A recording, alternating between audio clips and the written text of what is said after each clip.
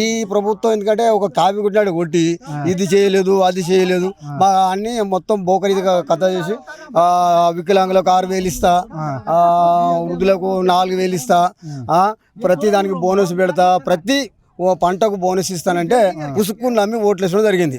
అయితే నా వయసులో ఒకసారి ప్రతిఘటన సినిమా వచ్చి చూడు, ప్రతిఘటన పడి ఎమ్మెల్యే గెలిచి వాళ్ళు అది వేషాన్ని నడుపుతా చూడు, అట్లా అరకాల విని రేవంత్ రెడ్డి గాని అయితేనే రైతులు బాగుపడతారు. అవ్వరాక రైతులు అసలే బాగుపడరు. మొత్తం ఇప్పుడు 2 నెలలు అయితే మీ మక్కలు రైతులు మంచిగానే ఉన్నారు, ప్రతి గింజ కొంటున్నా, బోనస్ ఇస్తున్నా. 2 నెలలుగా ఎందుకుంటాను. ఇప్పుడు ఒక అమ్మానికి ఫస్ట్ వేయాలి, లారీ కిరాయి మేమే పెట్టుకోవాలి, బస్తాలు మేమే కొనుక్కరావాలి, మేమే రింపాలి, మేమే కాంటా చేయాలి. మరి ఎందుకు మరి ఐక్యం కాదు ఎందుకు పెట్టండి, పెట్టి మమ్మల్ని ఇబ్బంది పెడతాడు కదా. ఇప్పుడు అదే మేము బాధపడేది. ఇప్పుడు 2 నెలలు అవుతుందండి, 2 సార్లు వాన పోయింది, మొలకలు వస్తాయి. ఎందుకు కేంద్రం పెట్టదు కదా, మేము లేకపోతే పంట పండిస్తాం ఊకుంటాం, అదొక భాగం.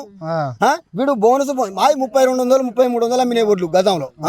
వీడు బోనస్ 220 పెడతాం, బోనస్ అలా ఎంత ఎంత ఏం గిడుతుంది మాకు. బోనస్ అసలైన రేటు ఉండాలి దానికి. ఇప్పుడు పంట పండిస్తే అసలైన రేటు ఉంటే రైతు బాగుపడతాడు. ఇప్పుడు రైతు మందు కేసీఆర్ ఏం పెట్టాడు, రైతు మందు ఒకటేందంటే రైతు బంధు పెట్టడం 100% కరెక్టే, తప్పు కాదు. అది పెట్టుబడి టైంకి కరెక్ట్ అందేది, ఆ టైం కరెక్ట్ గా అందేది. అదో కేసు అయినా లారకాల వీని అంతగానే ఏం పాపం చేసిన రైతు పట్ల మంచిగా ఓటు మా ఓటు వేసినాం కదా, మా కాలు చెప్పుతో మేము కొట్టుకోవాల్సిన పరిస్థితి వస్తుంది. అలాంటి ప్రభుత్వం ఈ కాంగ్రెస్ ప్రభుత్వం ఎప్పుడు వచ్చినా కూడా ఊరే బత్తల కొరత, మందుల కొరత, డబ్బులు లంచాలు ఎక్కువ. ఇది ప్రభుత్వం ఇప్పుడు గొలుసుగడ్డ చెరువులు ఉన్నాయి గతంలో, ఏది రుద్రమ్మదేవి పరిపాలించినప్పుడు గొలుసుగట్టు చెరువులు అప్పుడు నిర్మాణం ఉన్నప్పుడు మళ్ళీ కేసీఆర్ వచ్చినప్పుడే కట్టించిళ్ళు. మరి వీడు ఎక్కడ కట్టించాడు, ఎప్పటికి 9 లక్షల కోట్లు ఈ కోట్లని ఏం చేసుకుంటాడు, మాకని ఇస్తాడా?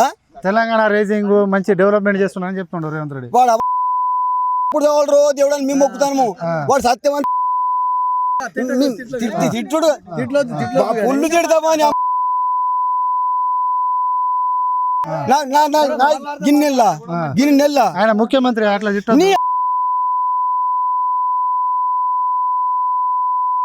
మంచిగా 6 గ్యారంటీలు ఇస్తుండు.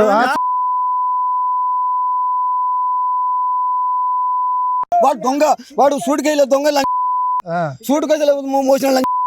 ఇంకా 10 సంవత్సరాలు నేనే ఉంటా అని చెప్తాడు. ప్రజలు నన్నే అసలు దొంగ అయితేనే వానికి ఓటెత్తాడు, ఆ దొంగలు అయితేనే ఓటెత్తారు.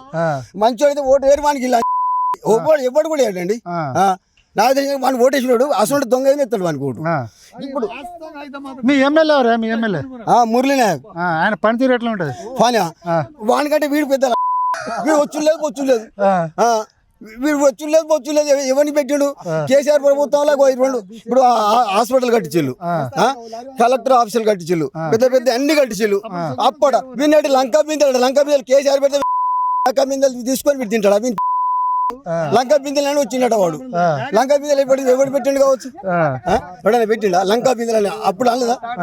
ఎందుకంటే ఇది కరెక్ట్ కాదు. వాడు రాజపరిపాలన చేయాలి. రాజు ఏమంటే ఇప్పుడు ఒక రాజు అన్నప్పుడు ఒక ముఖ్యమంత్రి కానీ ఎవరైనా తిట్టో నేను ఓటేసి కానీ తిడతాను నేను. వాడు ఒక రాజపరిపాలన నిన్ను నరుకుతా, నిన్ను పొడుతా, వాని దంతా వాని ఇప్పుడు నాకు నేను రాజపరిపాలన చెప్తాను. నేను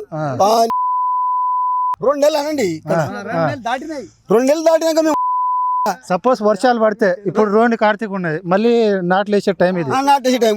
ఇప్పుడు కేసీఆర్ ఉన్న ప్రభుత్వంలో అంత ముందుగా రైతు బంధు పడేది, గింజలోకి ఏదైనా ఇత్తనానికి అది తెచ్చుకునేది. అయితే అసలు బాడు కావాలి రైతు బంధు ఎందుకు వద్దు? రైతు అయితే ఒక 10 ఎకరాలు 20 ఎకరాల నెలకి ఇవ్వద్దు, ఒక 5 ఎకరాల లోపు నోటికి ఇస్తే రైతు బాగుపడతాడు. అంటే సన్నకారు రైతు. ఈయన కూడా చెప్పిండు, అంటే రైతు బంధు 2 సార్లు కాదు 3 సార్లు వేయాలి, ఇంకోటి కౌలు రైతులు కూడా ఇవ్వాలని చెప్పారు. కౌలు రైతులు వస్తున్నా నేను 6 ఎకరాల కౌలు చేస్తే ₹1 లేదు, దానికి పిండి బత్తాలు చుట్టూ గతి లేదు. నేను 6 ఎకరాలు ఇస్తే 4 ఎకరాలు మొత్తం 10 ఎకరాలు చేస్తాయి వ్యవసాయం. 10 ఎకరాలు చేస్తే ఇప్పుడు ఆ కౌలు చేసేదానికి కౌలు అసలు పిండి బత్తాలు దొరుకుతాయి కదా, అసలు పంటే పండతలేదు. పోలీస్ స్టేషన్ పోయి కావాలంటే లేకపోతే ఎక్కడ నిలబడి చెప్పులు పెట్టుకోవాలి, ఏదంటే సంచి మన కాపుల పెట్టి మళ్ళీ మా జిల్లాకు వచ్చి మళ్ళీ నిలబడాలి. అనుకున్నారా మీరు కాంగ్రెస్ ప్రభుత్వం వస్తే ఇట్లా గోసపడతారని? మేము అనుకున్నాం. ఇది కాంగ్రెస్ పోయే కుదరా కాంగ్రెస్ ఎప్పుడు వచ్చిన వరకు పోలీసులు పట్టి తిరిగినాము ఓటే కూడా వాడిని ప్రచారం చేసిన కూడా కాదు కాదు మాకు వికలాంగులకు 6,000 వస్తాయి, నాకు 4,000 వస్తాయి. మా రేవంత్ అన్న రేవంత్ పెడతాడు అని గుద్దుడు గద్దకు గుద్దు అని గుద్ది ఇప్పుడు మేము అది తెలిసి తెలియని రాజకీయం.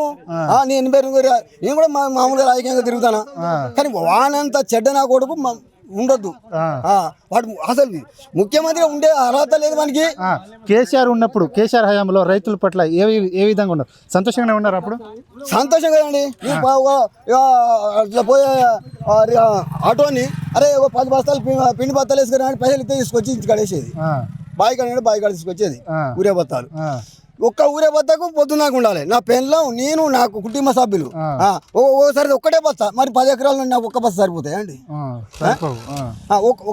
అది లీస్ట్ ప్రకారంగా ఇలాంటి గొడవ నాయన. ఈ కాంగ్రెస్ ప్రభుత్వం ఎప్పుడు వచ్చినా కూడా ఇదే గొల్లెము, ఇదే లెక్క, ఇదే కార్యక్రమం. రేవంత్ రెడ్డి మళ్ళీ చెప్తుండు కేసీఆర్ని తొక్కుకుంటా మళ్ళీ బీఆర్ఎస్ పార్టీ తొక్కుకుంటా నేనే వస్తా అని చెప్తుండు. వానికి ఓటు వేసి ఉంటాడో వాడు ఓటు వేయించుకుంటూ ఎట్లుడో వానికి వేసినాడో వాని వాడిని కొట్టేయాలి. వాడికి ఓటేది 100% వేయము. అసలు ఎవడో వాడు లేకపోతే అంత తప్పలేదు. వాడు తెలిసిన వాడైతే మనకి ఓటేరు. అసలు కాంగ్రెస్ కంటే చేయి గుర్తుకే ఓటేరు. వాడేంది చేయి గుర్తుకే ఓటేరు. ఇంత మళ్ళీ ఎవరు వస్తే మంచిగా ఉంటది? కేసీఆర్ వస్తేనే బాగుంటది. మళ్ళీ కేసీఆర్ రావాలి. మీ మాజీ శంకర్ నాయక్ ఎమ్మెల్యే ఆయన ఎట్లా ఉండే పనితీరు? అయితే శంకర్ నాయక్ 100% చాలా పనులు చేయించాడు, అభివృద్ధి కూడా చేయించాడు. కాకపోతే ఉట్టే నేరాలు ఇట్లా వేరే వాళ్ళు ఆయన మీద కూడా అపాండాలు వేసిళ్ళు, కానీ అపాండాలు ఈడ భూమి ఆక్రమించుడు, అక్కడ భూమి అదంతా బూటకం. అది కాంగ్రెస్ వల్ల బూటకమే అది. ఆయన అన్ని పనులు చేయించాడు. ఇక్కడ ఇప్పుడు హాస్పిటల్ కట్టించుడు, అక్కడ ఎండి ఆఫీస్ కట్టించుడు, చాలా దిక్కుల కలెక్టర్ ఆఫీస్ ఆయన చేసిన పనులు. మరి వీడు ఇప్పుడు గెలిచిండు ఒక్క పని కూడా చేయలేదు కదా.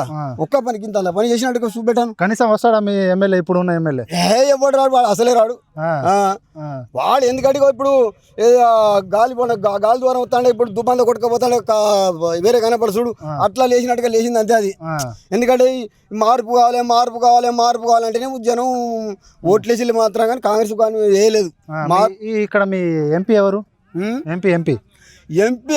ఎంపీ ఇప్పుడు ఆయన పేరుంది బలరాం నాయక్. ఇప్పుడు ఎంపీ బలరాం నాయక్. ఆయన వస్తుండా? ఆయన ఓటు వేయించుకున్నప్పుడే లెక్క, మళ్ళీ రానే రాడు ఇటు. ఇప్పుడు కాదు, ఇప్పుడు ఇదివరకు కూడా గెలిచాడు బలరాం. ఓటు వేసినప్పుడే లెక్క, మళ్ళీ ఎన్నడూ రావడం అంతే. వాళ్ళ బుద్ధులు వేయాలండి, కాంగ్రెస్ వాళ్ళ బుద్ధులు వేయాలండి. కనీసం ఇప్పుడు 4 రోజులు 5 రోజులు చూసుకుంటే ఎంపీ కవిత వస్తుంది ఇటు సైడ్, ఎమ్మెల్యే శంకర్ నాయక్ కూడా వస్తుంది. వీళ్ళకి ఏమైంది? అధికారంలో ఉన్నారుగా, ప్రజలు ఎట్లా ఉన్నారు అని మరి తెలుసుకోవడానికి ఎన్నడూ రాలేదండి. ఇప్పుడు ఇంత 2 నెలలు దాటి గోసాపడే ఎవడన్నా వచ్చి దిక్కుదేశాలేదు. ఇలా మీరు వచ్చినట్టే మేము మాట్లాడటానికి మాకు ఛాన్స్ ఇవ్వాలి దొరికింది.